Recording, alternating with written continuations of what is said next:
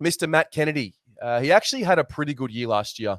Now that I've gone back and looked at it in retrospect, he averaged 16 touches. All of his main statistics were above average, rated above average, pursuant to the AFL rankings here.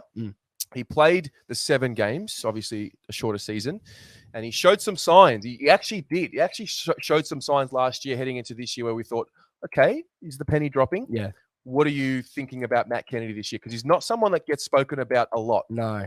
I mean, he can be that big body. I said it before. We talk about bringing in big bodies from other clubs. We've got another one there in Kennedy, and he did show what he can bring at those stoppages this year, I think.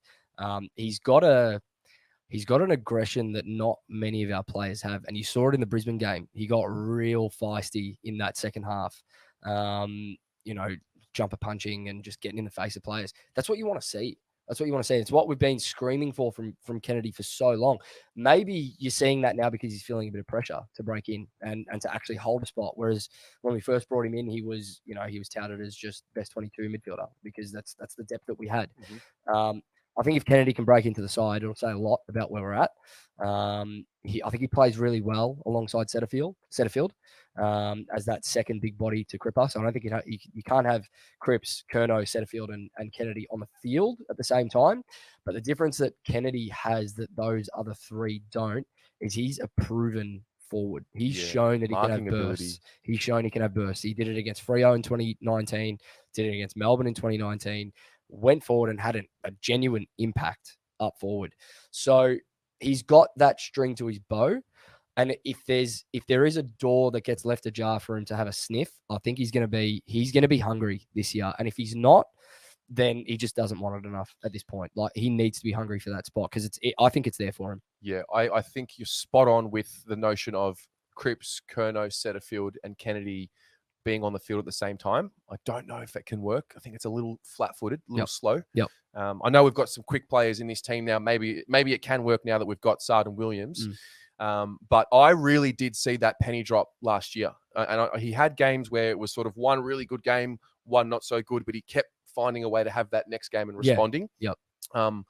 What I want to see from him this year is he's great at the contest when he goes into the midfield. And for me, he's a midfielder that can play forward as opposed to a forward that can play mid. He's really hard at the contest. He was always touted as a man-child. And I think you're right in saying all of a sudden, you're not just this GWS overhyped player that we got. Oh, Matt Kennedy is going to be the next, Brett Ratton type guy. Now others around him are elevating, and he has to. He's got no choice. And I think he's up for it. I think the penny has dropped. I think it's going to go to another level. And I'm looking for someone in that tier, in that level of the Kennedys, the Dows, the Stockers. Someone's got to elevate up to that 7th or 6th chosen midfielder. I'm hoping it's him. I'm not going to put the expectation on him.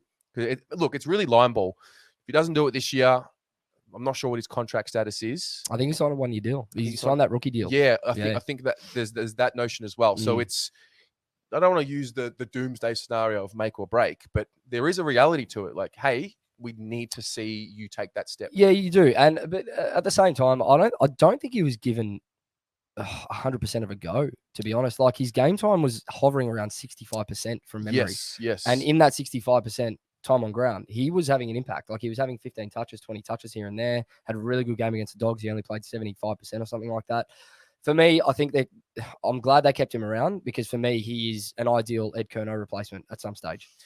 Ed's 31, 32, maybe. He's definitely, like, he's in his 30s now. So how long's Ed got before his body starts to break down? He's going to play till he's 40. I hope so, because that would be phenomenal. And he really hasn't had the injury history to suggest that he's going to slow down anytime soon. But he is there as that backup, and I think he plays that Ed Curnow role really well if we did need him to come in for Ed.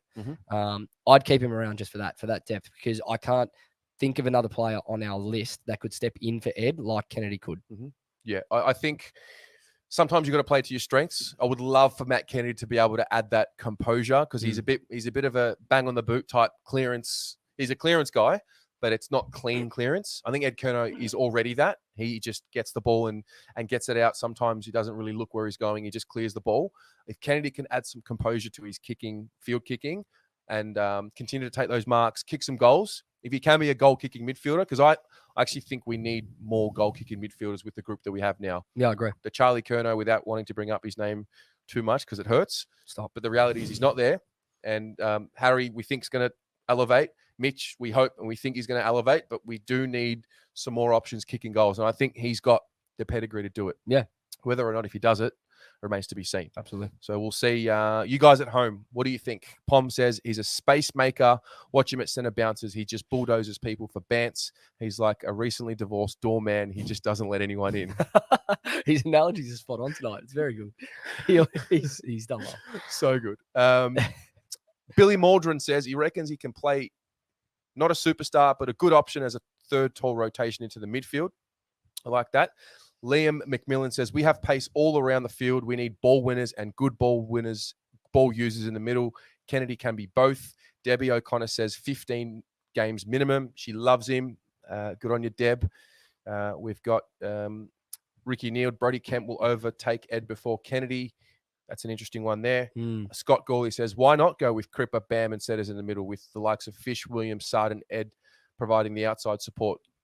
Why not? You're right. Why not? It's very true. Yep. So what are you looking at for him with games that, what's not realistic? Yeah, I guess what's realistic? What do you expect? I don't think he's going to be lining up round one if we're fully fit Okay. in the middle. That's where I'm at. I think especially with Jack Silvani coming back as well, like it's just going to be a bit tougher to break in.